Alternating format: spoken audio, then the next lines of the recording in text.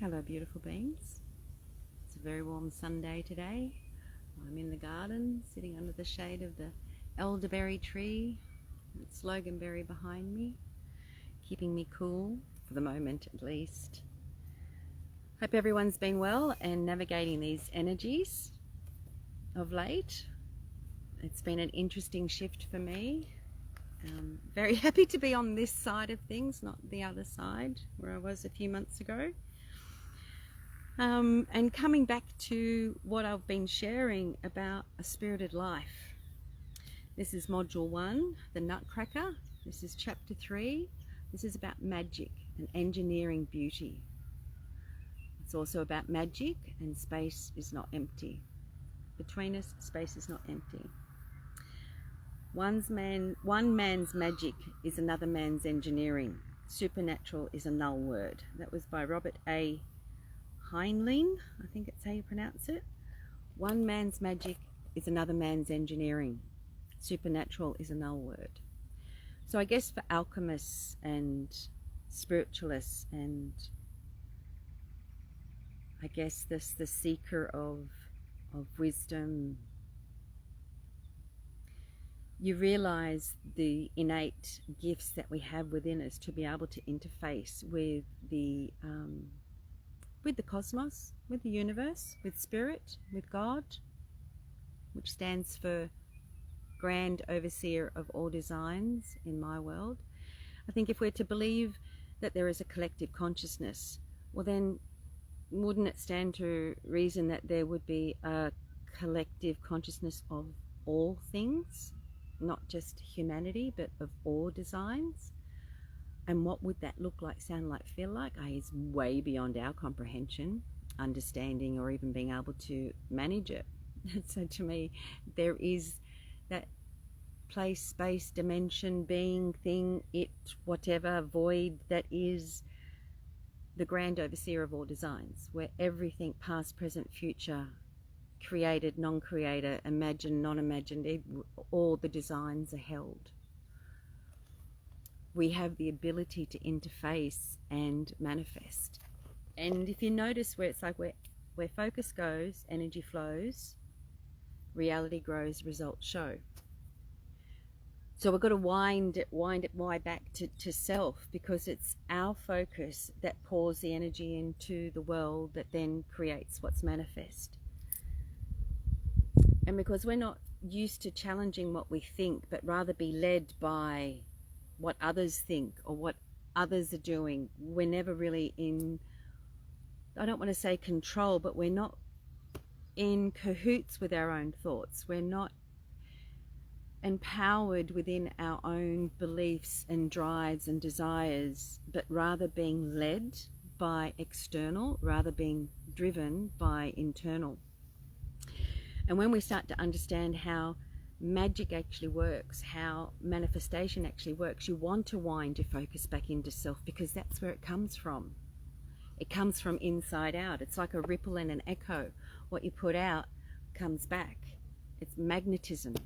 It's all made up of magnetism as well. Waves and frequencies, and how some are harmonious and some are discordant. Well, it's true within ourselves. If we're warring within ourselves, our energy is going to be discordant. We're not going to be focused. We're not going to know what's good for us and what's not good for us, and then act accordingly. We can be very lost in this mind world, thinking we know what we need to be doing, thinking we know what's good for us, believing our emotions that can be based on past, not necessarily based on truth. So there's a lot to be said to pausing that side of us while we clean it up. And while we're cleaning it up, what are we cleaning it up for, and how, and to, and with? And I think for me, this is where the understanding of the way the greater workings are comes into play, to help us understand and implement new ways where we can take back our focus, so our results show where our focus goes. And that depends on what you're striving for. So space is not empty. Our senses, let alone our eyesight, is limited, and space is not empty. Humans can never experience the true texture of quantum reality. because everything we touch turns to matter. The Holographic Universe by Michael Talbot. It's a great book. And touch here means see, smell, touch, taste, hear. Wherever and however any of our 5 major senses perceive and interpret our world around us. For me, the following book extracts puts into language how we are able to sense and experience energy beyond the physical realm. Since frequency is a measure of the number of oscillations a wave undergoes per second, this strongly suggests that the brain might be functioning as a hologram does. Since frequency, that's what we're made up of, is a measure of the number of oscillations a wave undergoes per second. So you imagine, oh, I can't do it, it's like a wave. Then shorten that wave together and closer. Then you have longer waves, and then you have finer waves. This strongly suggests that the brain might be functioning as a hologram does. Our bodies, including our brain, interprets outside influences as a combined effort of waves. The Holographic Universe, Michael Talbot. So our bodies, including our brain, interprets the outside influences as a combined effort of waves, which is the frequency that is emitted. So we can't see waves, we can't see the wind, but we can see its effect on the leaves moving, the branches moving. We can't see the effect of our energy, only the impact of our energy.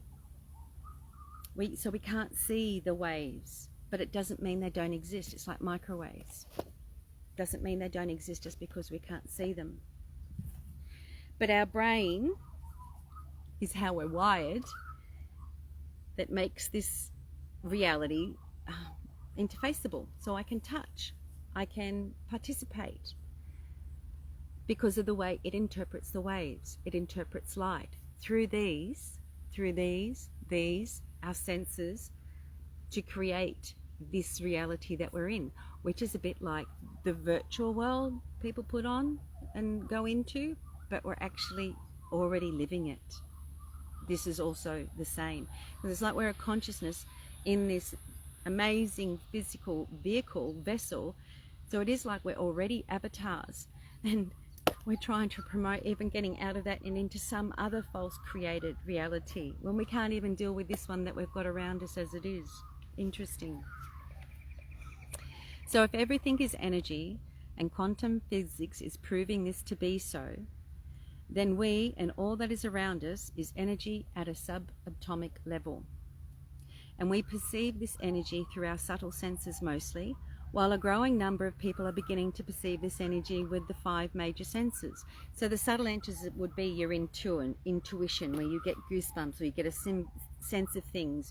You don't necessarily get it in your physical vision, but you get it in your internal vision, images, words, messages.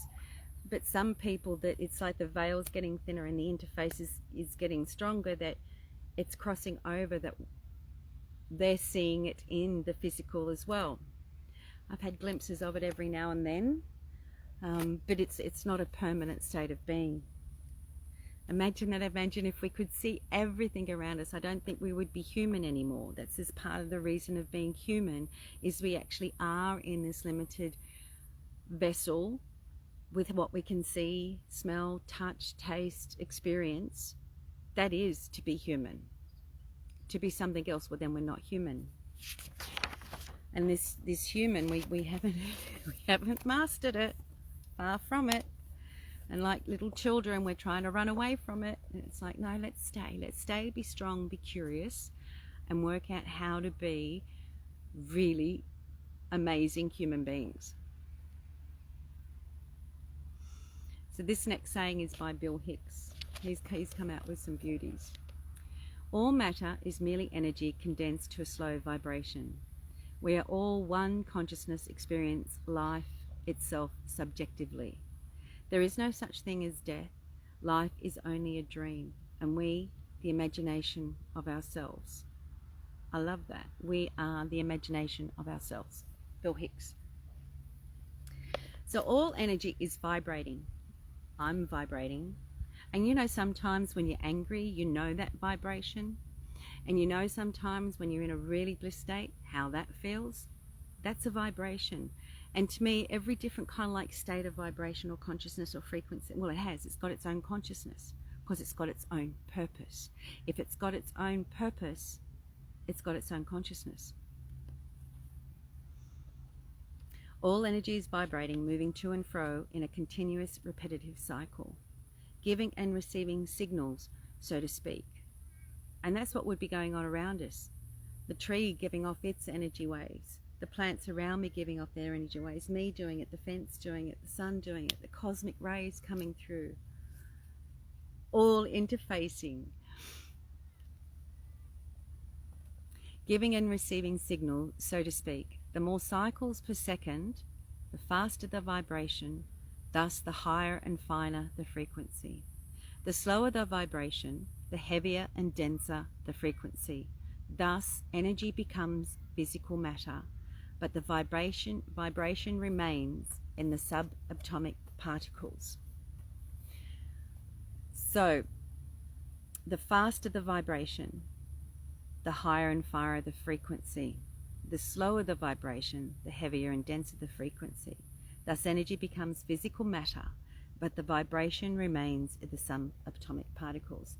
Now, my mind's just wanted to scribble off about how we slow down to find harmony and our own frequency. And then, because that's what the body is, the body is slowed down to such a frequency that it becomes matter. And we're all on this, well, I'm not, but there's the talk of raising your vibration. So raising your vibration, what does that mean? I don't know if your body's necessarily going to be able to hold that higher vibration. Maybe it's more about becoming harmonious. Just be harmonious. Experiments with subatomic particles have shown that light and other energies react to observation. This is what got my mind squirreling the other night, i.e. human consciousness. The subatomic particles change their appearance or behavior as a result of human conscious influence. It has been proven that physical light, visible light, ultraviolet light, and infrared light behaves as a particle when we are directly observing it, and a wave when not. So then I went, well, how do you determine how it behaves when it's not observed, when you've got to observe it to see how it's not behaving? Because if you're not observing it, how do you know how it's behaving? So that was one of my questions. And the other question was, well, how do we actually know that the particle, the light, the physical light, behaves as a particle and then a wave? How do we know it's actually not behaving as a particle and a wave at the same time when we're observing it? And when we're not observing it, it's behaving as a particle and a wave. It's just we can't see the wave. So it's not necessarily pointing the finger at the light. It's, oh, I'm limited in what I can perceive. So maybe it is still behaving as a wave when I'm observing it, but I can't see it because my eyes are limited. We can't see that kind of energy. So I don't know if I necessarily agreed with that theory, but that I do know that energy intent, especially the more clear, clean, and intentional it is, you do have an influence on your surroundings, on your life, on the environment, on those that are around you as well.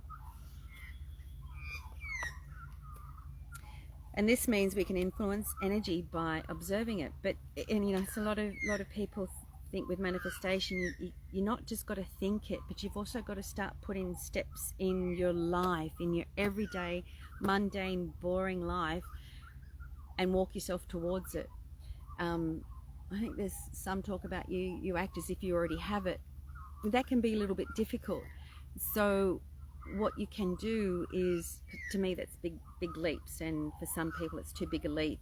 They try but fail because they really don't believe it, and you've really got to believe it. So you can believe your next step.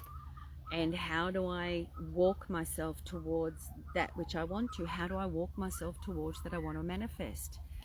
Well, you do it in attitude, you do it in action, you do it in deeds, you do it in words, you do it in your habits and your behavior. You start to make those changes, so you give it the room for it to come in. You start emitting that frequency to magnetize with it, to attract it in. I hope that makes sense. But it does. It goes even deeper than that. It's one thing just to think you can influence energy around you just by observing it. You need to believe it, and this takes an understanding of yourself to know what you truly believe deep down in your core, because that's going to have a frequency, that's going to have a vibration. And if we're not clear of what that is, and that's why we can get mixed results, because we've got mixed signals, because we're not in alignment with ourselves. Our left brain thinking is going, yes, this is what I want. But the other part of you is going, no, actually it's not. This and this is, it's just really looking at you clearly, whether is this a belief that's built on foundations of courage, curiosity, openness, edge of your comfort zone, or is it built on fear and lack? Is it just built on want of small gains? And it's like the more that you can change yourself within to be open to what people call miracles, which I call is just your manifestation, the more it's going to come into your life. But if you've got beliefs somewhere on some level that blocks that belief, whether it's low self-worth, you actually don't believe that you've got it, or you could do it, or you've got the confidence, or if any of those beliefs are in you, it's going to block it. But you can always do something about them. And that comes back to the first module, the first chapter, mind. What do you think and why?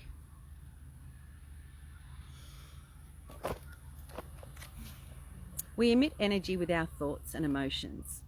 In addition, our auric bodies channel energy into and out of our bodies every moment of every day and night as well. And it is this energy that influences our worlds. So we're made up of thousands, I don't know how many thousands, of meridian points. They're our subtle senses that can interface with the energy around it. So it's like you walk into a room and you just go cold. It's like, what happened in here? Or you could walk into a room and it just feels so blissful. It puts you at ease. And it's like meeting people. There are some people you meet instantly and you go, oh my God, I feel like I've known you all my life. Or there's just this resonance, that there's just this connection. And other people, your shackles go up, your warning bells go off, and you go, I'm gonna keep walking over this way. You just feel something's off. They're your subtle senses. That's your auric field, your intuitive mind, helping you interface with the unseen worlds. So the left thinking brain is what helps us interface and interconnect and communicate with this physical world. That's what the left thinking brain does. The right thinking brain, which is your intuitive brain, it works with your subtle senses to interface and interact with this physical world, because they're not separate, they're together. It's all in one. The physical and the unseen, they're not side by side, it's all in it together. Again, it's just because we're in a human body that's limited by our senses and just the way we're made up, that we don't live in that intuitive world 24/7. And rightly so, because there's only so much, really, being human, that we're actually here to experience. But there are some people that are just wired a little bit differently, that have innate gifts that are able to interface with that unseen world and pull information from that and share it. So where you've got your psychics, your channelers, your mediums, your remote viewers, and the list goes on, your healers, where we're able to, how we're wired and what our gifts are, and maybe what we're born here to do, or our purpose, or just what we're inclined to lean to. We've actually got stronger gifts, or it's more clearer to be able to understand and interface with that world to make shifts and changes. And then share it because we've all got the ability. Just depends on how we are in that left thinking brain. And the sun's starting to come over, so I'll get on with reading. So a classic example is when your focus is on a loved one and you are having ill thoughts towards them. The other person can pick up on this through their subtle energies and respond differently to you. Turn your focus to love and acceptance and notice the change within yourself, and then soon you will notice the change in the other person. Try it out. You can do it with your energy, how you're feeling towards someone, and you're in their presence. They will be able to pick it up on. And as soon as you start to shift your own energy and focus into a space of unconditional love, or just the willingness to be neutral and listen, that has an impact on the other person as well, because they can pick up on the energy and they can soften and say, okay, now you're going to be getting somewhere. Dr. Masaru Emoto conducted experiments with water using similar methods, but with a focused feeling towards water, and stated the water particles changed. When I wrote this 12 years ago, that was yet to be proven. But while this hadn't been proven, it still holds a ring of truth, especially for a person doing the focusing. If we hold the intention of love and peace in our vibration, our frequency is more harmonious. You can feel it. And that's going to happen. So you can feel it. So that has it emits. So it's felt by those things, people, energies around you. If we hold the intention of fear and anger, our vibration, our frequency is more discordant. And you know how that feels as well. For me, it's a really uncomfortable state to be in. So hence I like to go into those feelings to harmonize them, not repress them or distract myself from them or avoid them or deny them, but actually talk to them, actually go into them and ask so I can harmonize myself and come back into a state of being. Because it does affect our energy, and I made this promise that I wanted to live a long, healthy, happy life. And part of that happiness is being able to, okay, well, when conflict arises or when challenges arises or in just my own anxiousness or depression rises, how do I help myself through that? Because it's going to happen. It's not thinking it's not. It's having tools to be able to deal with it. And part of my toolkit has a lot to do with the unseen worlds, is understanding the world at a subatomic level, to be able to then understand this physical realm and the way it is, or maybe even why it is. On a spiritual level, this higher, finer vibration and frequencies enables us to tune more and more into our subtle senses and our intuitive side, enabling us to sense and perceive energy. So when you're angry or resentful or afraid or bitter or even in grief, you're in a heavier space. It's going to be very hard to tune in to the finer frequencies that are of the intuitive nature. So again, there are times and places when we can tune in, and I do believe part of the reason why we still have war going on is because it keeps us in these lower states. It makes us even more difficult to tune into the higher frequencies, so we actually can turn consciousness around. But the more of us that are doing it, it's increasing. I can see from back in, say, 2007, around that time, going on the internet and doing some Google searches around Orion's belt, because I've got a strong connection there, and there was like maybe one or two websites that would come close to even answering my questions. Now when I go on there and I type that in, there's hundreds if not thousands of websites, pages and things that have caught up to the information and sharing it. So it's wonderful in that way. You can see that as much as the world is still going down this dark mirror world, this upside down world, well, so too is the frequency and vibration and knowledge and wisdom on the other end of the spectrum is increasing, and that's exciting.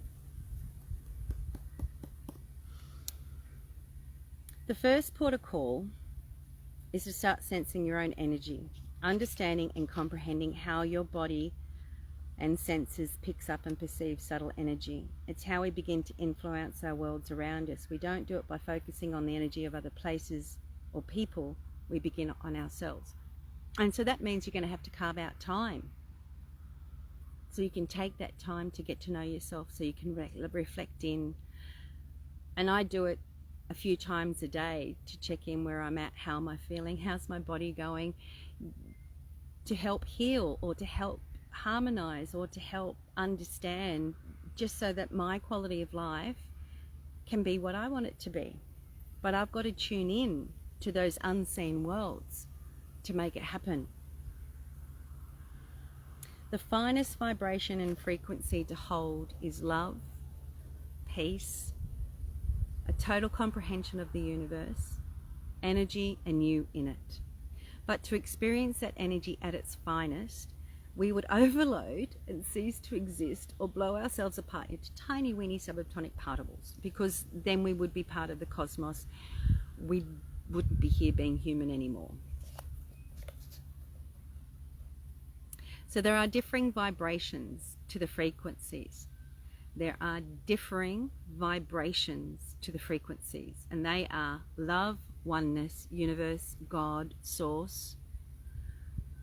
Then it's love, slowed down, yields thought. Thought, slowed down, yields feelings. Feelings, slowed down, yields magnetism. Down to the physical energies, which are magnetism is the fastest vibration of physical energy. Magnetism is the fastest vibration of physical energy. Magnetism slowed down yields light. Light slowed down yields heat. Heat slowed down yields sound. Sound slowed down yields matter. We're made of sound. We're made of light, which we are. They've proven that our DNA emits a light, so it's very true when they say we're light beings. We actually are light beings. The difference between light, sound, and matter is the frequency, the speed of the vibration at the subatomic level. There is also a certain difference in their level of consciousness, as the purpose of each is specific. Consciousness is not real in the sense that you can touch it, but it is an energy that is able to be expressed in a myriad of ways. And each of us has a unique consciousness that interprets and expresses itself individually, separate, and different from anyone or anything else. We live in a world that is based on man-made concepts that we make concrete by living by them. We have been conditioned not to be aware of the subtle world, the energy fields, or the truth of matter. Just look at the whole gender BS going on. You can't change matter no matter how much you want to in your mind or even in your heart. Matter is matter. We are taught that life happens to us when in actual fact it happens from us, with us, and for us. Problems begin to arise when we start to pull energy, loop energy, become stuck in energy, whether it be from an outside influence or a repeating negative belief we hold within our consciousness, or fear of healing, an aspect of our conditioning, trauma or abusive experiences. When this occurs, that kind of energy has a way of turning back in on itself, and that's why we get a lot of disease. And it becomes stagnant and or destructive, and it has a vibration, and it sends out a frequency to the world around it again. So I just made some notes here. Oh, I've already checked that then. That's good. I'm on it.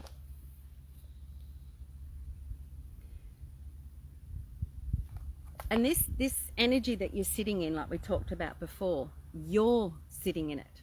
This is your auric field. Your thoughts, emotions, your feelings, your body, all sits in your auric field. And we don't realize when we're in that state, of whatever state that is, it's our own goop that we're sitting in. So we can do things about it because we're then walking around in it, we're sleeping in it, we're being in it 24/7, we're in our own goop 24/7. We don't want to add other people's goop to it. We've got our own goop to sort out.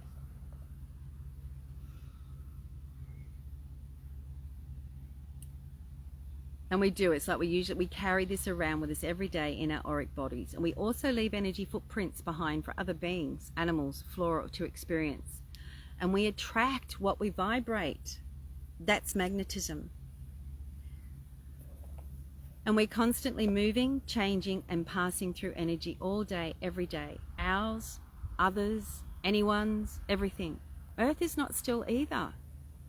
It is moving. It does move. Sorry, ants, and they bite. I've already got an ant bite. So Earth is not still either. So while we may appear to sit still in a chair, or I could look like I'm sitting still in the garden, Earth's not still. She's moving.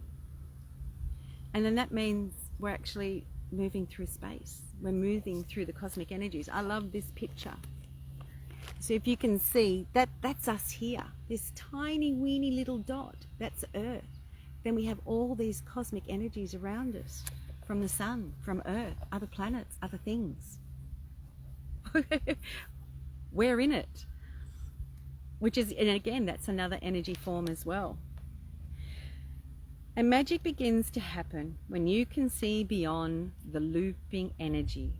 To me, that's magic. As soon as you're on this hamster wheel, or you're looping on something, or you're repeating, you're in a pattern, whatever it is. To me, the magic is intercepting that, interrupting that, pausing it even, and then doing something different. To me, that's magic. That's you breaking a spell. That's you doing something different. And it's not necessarily, it can be a physical thing that you start with, but usually for that to be as well, you've still got to have thought. You've got to go, oh, okay, I don't feel like doing that today, I'm going to do it anyway. There's a thought. So the physical body follows thought, which was another realization that I had, that your left brain can comprehend a teaching, a knowledge, but it doesn't really become wisdom or understood until we embody it. It can sit in the brain and we go, yeah, I know it. Yes, I can see that. But then your body goes and does something else and you're like, but I think this now, I'm this way now, but the body, you're going over this way and going, I don't know why I'm going back. And a lot of the time is because that new way of thinking isn't ingrained like the old way of thinking, and the body's on autopilot. The body's just responding to old ways, and it takes a while for the body to catch up to the new ingrained, or what you want your new way of being to be like. I hope that makes sense. So tune into your subtle senses and awareness and realize that there is more, much more to this world than meets the eye. And with this newfound awareness, you realize you do have the power to create, manifest, and change how you perceive the natural world, the modern world, the ancient world, how to live within it, how to utilize its tremendous gifts and empowerment. And how you do that is down to each and every one of us. But I find that when I tend to get stuck in the humanness of myself, with the emotions and the thoughts and the conditioning and the patterns and whatever, it's because I've lost that connection to the greater story, to the greater experiences that are going on. And as soon as I can find that thread again, that gives me something that I can pull on to climb myself up out of it. Maybe that'll help you as well. So in the links below, I'll also put or in the comments, below, I'll put the links to some viewing. A Virus Called Fear is a documentary on psychology of fear, It's a short documentary to understand a different perspective on fear and how fear is perpetuated in today's society and cultural conditioning. Hungry for Change is a documentary exposing the food industry and how conditioned we are to eat without thinking. And Jim Carrey, a very short, inspiring film in which Jim Carrey shares his perspectives on life that really touched my heart. I'll put a link to a really good book to read called I Need Your Love, Is That True? By Byron Katie. It's helpful tools to question your beliefs around love and self-identity and how they may not be true, and how to shift to healthier habits and beliefs. And then there are some journal practices that you can do that just to help you start to find yourself again and the direction one you take. And whatever journey you do take, it's not an overnight success. It's not an overnight turnaround. It does take a little bit of time to implement the new ways. And while you're implementing the new ways, we're unlearning years, and sometimes it's decades of doing things a certain way, when you've realized, oh, it's actually not the way, that way is good for me.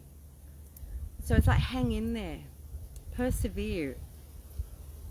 If that's what you want to do, if you want to make a change in your own life, which will then have a change in the world, is having a look at your beliefs, looking at how you're looking after your body, and realizing that space is not empty, that we can create magic and we can create change.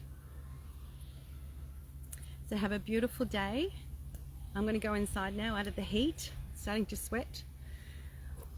Take good care of yourselves, and I'll check in soon. Aho, amen, so mote it be.